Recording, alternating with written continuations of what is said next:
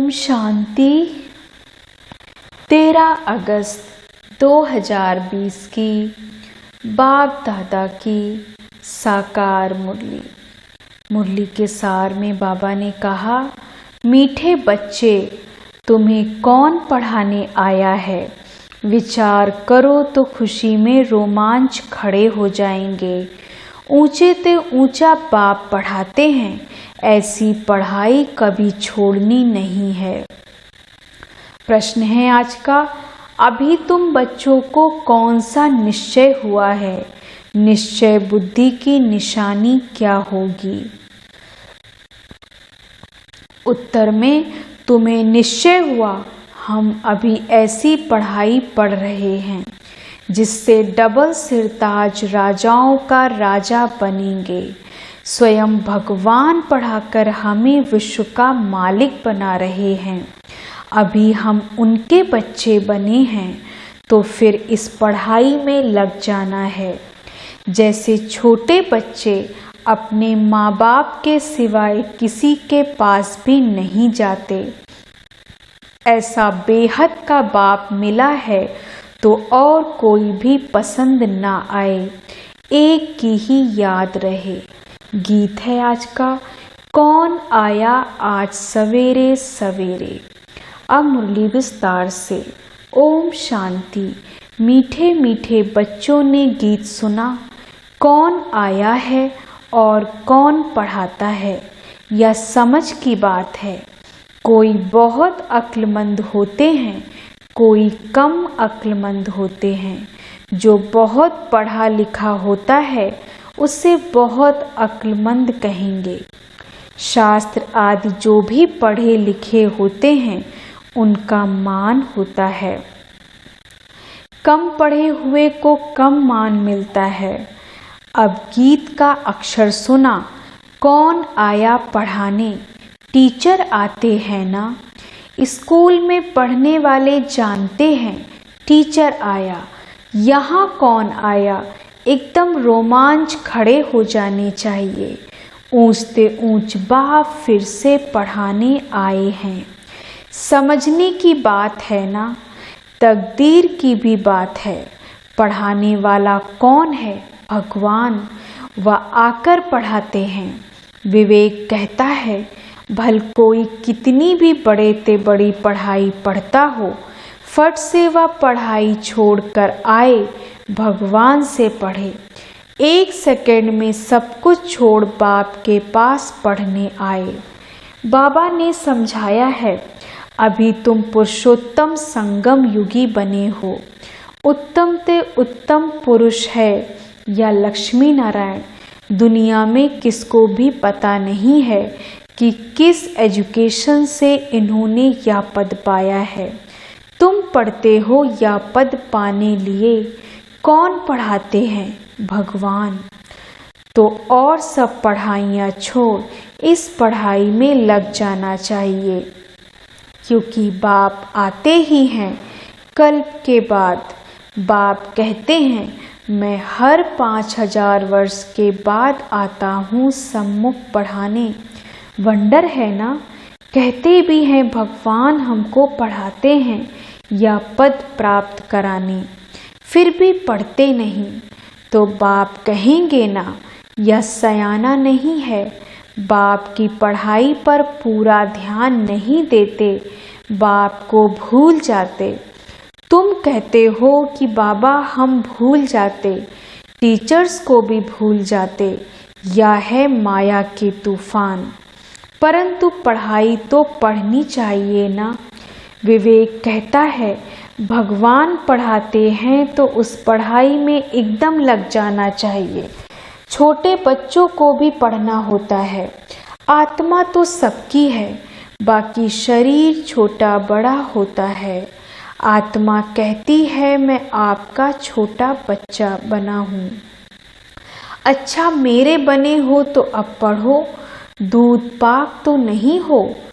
पढ़ाई फर्स्ट, इसमें बहुत अटेंशन देना है। स्टूडेंट फिर आते हैं यहाँ सुप्रीम टीचर के पास। वह पढ़ाने वाले टीचर्स भी मुकर्रर हैं, तो भी सुप्रीम टीचर तो है ना। 7 रोज भट्टी भी गाई हुई है। बाप कहते हैं पवित्र रहो और मुझे याद करो। दैवी गुण धारण किए तो तुम यह बन जाएंगे। बेहद के बाप को याद करना पड़े। छोटे बच्चे को माँ बाप के सिवाय दूसरा कोई उठाते हैं तो उनके पास जाते नहीं। तुम भी बेहद के बाप के बने हो तो और कोई को देखना पसंद भी नहीं आएगा। फिर कोई भी हो, तुम जानते हो हम ऊंच से ऊंच बाप के हैं। वह हमको डबल सिरताज राजाओं का राजा बनाते हैं। लाइट का ताज मन मना भव और रतन जड़ित ताज मध्याजीवा भव निश्चय हो जाता है। हम इस पढ़ाई से विश्व का मालिक बनते हैं। 5000 वर्ष बाद हिस्ट्री रिपीट होती है ना। तुमको राजाई मिलती है, बाकी सब आत्माएं शांति धाम अपने घर चली जाती हैं। अभी तुम बच्चों को मालूम पड़ा है असल में हम आत्माएं बाप के साथ अपने घर में रहती हैं। बाप का बनने से अभी तुम स्वर्ग के मालिक बनते हो। फिर बाप को भूल ऑर्फन बन पड़े होते हो। भारत इस समय ऑर्फन है।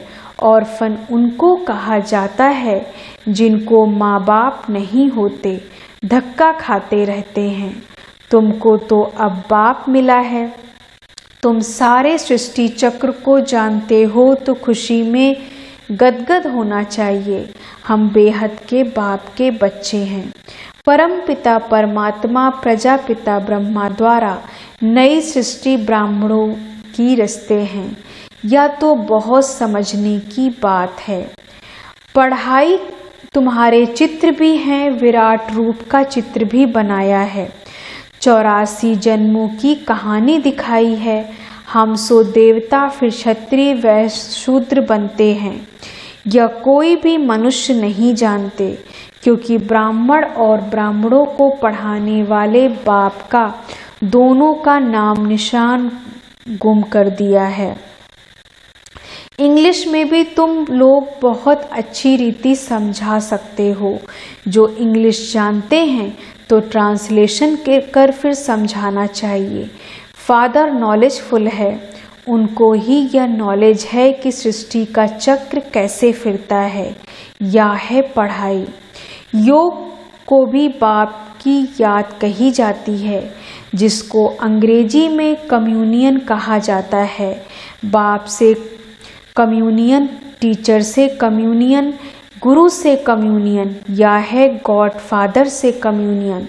खुद बाप कहते हैं मुझे याद करो और कोई भी देहधारी को याद नहीं करो। मनुष्य गुरु आदि करते हैं, शास्त्र पढ़ते हैं, एम ऑब्जेक्ट कुछ भी नहीं, सदगति तो होती नहीं। बाप तो कहते हैं हम आए हैं सबको वापस ले जाने। अभी तुमको बाप के साथ बुद्धि का योग रखना है तो तुम वहाँ जाए पहुँचेंगे। अच्छी रीति याद करने से विश्व के मालिक बनेंगे। यह लक्ष्मी नारायण पैराडाइज के मालिक थे ना। यह कौन समझाने वाला है? बाप को कहा जाता है नॉलेजफुल। मनुष्य फिर कह देते अंतर्यामी। वास्तव में अंतर्यामी का अक्षर है नहीं। अंदर रहने वाली, निवास करने वाली तो आत्मा है। आत्मा जो काम करती है वह तो सब जानते हैं। सब मनुष्य अंतर्यामी है। आत्मा ही सीखती है। बाप तुम बच्चों को आत्म अभिमानी बनाते हैं।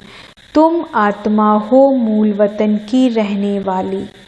तुम आत्मा कितनी छोटी हो। अनेक बार तुम आई हो पार्ट बजाने। बाप कहते हैं मैं बिंदी हूँ, मेरी पूजा तो कर नहीं सकते। क्यों करेंगे? दरकार ही नहीं। मैं तुम आत्माओं को पढ़ाने आता हूँ। तुमको ही राजाई देता हूँ। फिर रावण राज्य में चले जाते हो तो मुझे ही भूल जाते हो। पहले पहले आत्मा आती है पार्ट बजाने। मनुष्य कहते हैं 84 लाख जन्म लेते हैं, परंतु बाप कहते हैं मैक्सिमम है ही 84 जन्म। फॉरेन में जाकर या बातें सुनाएंगे तो उनको कहेंगे या नॉलेज तो हमको यहाँ बैठ पढ़ाओ। तुमको वहाँ 1000 रुपया मिलते हैं, हम आपको 10-20 हजार रुपया देंगे, हमको भी नॉलेज सुनाओ। गॉड फादर हम आत्माओं को पढ़ाते हैं। आत्मा ही जज आदि बनती है, बाकी मनुष्य तो सब हैं देह अभिमानी, कोई को भी ज्ञान नहीं है। भल बड़े बड़े फिलोसफर आदि बहुत हैं, परंतु यह नॉलेज किसको भी नहीं है। गॉड फादर निराकार पढ़ाने आते हैं, हम उनसे पढ़ते हैं। या बातें सुनकर चाड़ित हो जाएंगे, या बातें तो कभी सुनी पढ़ी नहीं। एक बाप को ही कहते हैं लिबरेटर गाइड, जबकि वही लिबरेटर है तो फिर क्राइस्ट को क्यों याद करते हो। या बातें अच्छी रीति समझाओ तो वह चढ़ित हो जाएंगे, कहेंगे या हम सुने तो सही, पैराडाइज की स्थापना हो रही है, उसके लिए हम महाभारत लड़ाई भी है। यह महाभारत लड़ाई भी है। बाप कहते हैं मैं तुमको राजाओं का राजा डबल सिरताज बनाता हूँ। प्योरिटी, पीस, प्रॉस्पेरिटी सब थी। विचार करो कितने वर्ष हुए। क्राइस्ट से 3000 वर्ष पहले इन्हों का राज्य था ना। कहेंगे या तो स्पिरिचुअल नॉलेज है या तो डायरेक्ट उस सुप्रीम फादर का बच्चा है, उनसे राजयोग सीख रहा। वर्ड की हिस्ट्री, ज्योग्राफी कैसे रिपीट होती, यह सारी नॉलेज है। हमारी आत्मा में 84 जन्मों का पार्ट भरा हुआ है। यह योग की ताकत से आत्मा सतो प्रधान बन गोल्डन एज में चली जाएगी। फिर उनके लिए राज चाहिए, पुरानी दुनिया का विनाश भी चाहिए। सो सामने खड़ा है, फिर एक धर्म का राज्य होगा। यह पाप आत्माओं की दुनिया है ना। अभी तुम पावन बन रहे हो। बोलो इस याद के बल से हम पवित्र बनते हैं और सबका विनाश हो जाएगा। नेचुरल कैलामिटीज भी आने वाली है, हमारा रियलाइज किया हुआ है और दिव्य दृष्टि से देखा हुआ है। यह सब खल्लास होना है। बाप आए हैं डीटी वर्ड स्थापन करने। सुनकर कहेंगे ओहो, या तो गॉड फादर के बच्चे हैं। तुम बच्चे जानते हो यह लड़ाई लगेगी, नेचुरल कैलामिटीज होगी, क्या हाल होगा। या बड़े बड़े मकान आदि सब गिरने लग पड़ेंगे। तुम जानते हो यह बॉम्ब्स आदि 5000 वर्ष पहले भी बनाए थे अपने ही विनाश के लिए। अभी भी बॉम्ब्स तैयार हैं। योग बल क्या चीज है जिससे तुम विश्व पर विजय पाते हो और कोई थोड़े ही जानते हैं। बोलो साइंस तुम्हारा ही विनाश करती है। हमारा बाप के साथ योग है तो उस साइलेंस के बल से हम विश्व पर जीत पाकर सतो प्रधान बन जाते हैं। बाप ही पतित पावन है। पावन दुनिया जरूर स्थापन करके ही छोड़ेंगे। ड्रामा अनुसार नूद है। बॉम्ब्स जो बनाए हैं तो रख देंगे क्या। ऐसे ऐसे समझाएंगे तो समझेंगे या तो कोई अथॉरिटी है, इनमें गॉड ने आकर प्रवेश किया है, या भी ड्रामा में नूद है। ऐसी ऐसी बातें बताते रहेंगे तो वह खुश होंगे। आत्मा में कैसे पार्ट है, या भी अनादि बना बनाया ड्रामा है। फिर अपने समय पर क्राइस्ट आकर तुम्हारा धर्म स्थापन करेंगे। ऐसी अथॉरिटी से बोलेंगे तो वह कहेंगे बाप सब बच्चों को बैठ समझाते हैं। तो इस पढ़ाई में बच्चों को लग जाना चाहिए। बाप, टीचर, गुरु तीनों एक ही है। वह कैसे नॉलेज देते हैं या भी तुम समझते हो। सबको पवित्र बनाकर ले जाते हैं। डीटी डायनेस्टी थी तो पवित्र थे, गॉड गॉडेस थे। बात करने का बड़ा होशियार हो, स्पीड भी अच्छी हो। बोलो बाकी सब आत्माएं स्वीट होम में रहती हैं, बाप ही ले जाते हैं। सर्व का सद्गति दाता वह बाप है, उनका वर्थ प्लेस है भारत। यह कितना बड़ा तीर्थ हो गया। तुम जानते हो सबको सतो प्रधान बनना ही है। पुनर्जन्म सबको लेना है, वापस कोई भी जा नहीं सकते। ऐसी ऐसी बातें समझाने से बहुत वंडर खाएंगे। बाबा तो कहते हैं जोड़ी हो तो बहुत अच्छा समझा सकते हैं। भारत में पहले पवित्रता थी, फिर अपवित्र कैसे होते हैं या भी बता सकते हो।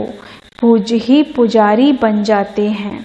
इम्प्योर बनने से फिर अपनी ही पूजा करने लगते हैं। राजाओं के घर में भी इन देवताओं के चित्र रहते हैं।